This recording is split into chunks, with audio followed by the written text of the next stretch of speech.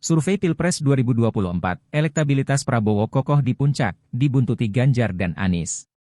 Elektabilitas Prabowo Subianto kokoh berada di peringkat teratas sebagai bakal calon presiden, capres, di Pilpres 2024.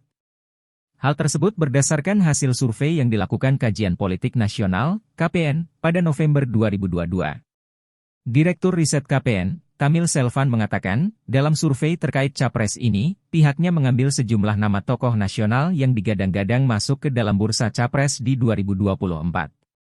Hasil dari pertanyaan itu, Prabowo Subianto mendapati posisi pertama dengan elektabilitas 25%, kata Tamil dalam paparan hasil surveinya secara daring, Selasa, 13 Desember 2022. Di peringkat kedua, ada Ganjar Pranowo dengan elektabilitas 23%. Terpaut tipis di peringkat ketiga diisi oleh Anies Baswedan dengan elektabilitas sebesar 22,5%. Peringkat selanjutnya diisi sejumlah tokoh nasional lainnya yang juga turut masuk ke dalam bursa capres.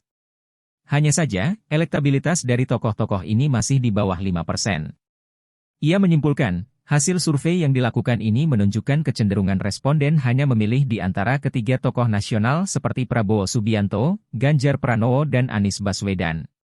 Ini bisa kita ilhami dan potret ini memenuhi unsur kenyataan yang beredar dan memang tiga tokoh politik ini yang digadang-gadang menjadi capres, baik oleh para relawan-relawan maupun tokoh politik, maupun yang sudah dideklarasikan secara sah oleh partai-partai politik, ujarnya.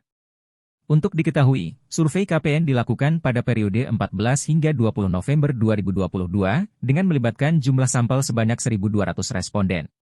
Teknik pengambilan sampel dilakukan dengan metode multi-stage random sampling. Margin of error sebesar 2,83 dan tingkat kepercayaan sebesar 95%.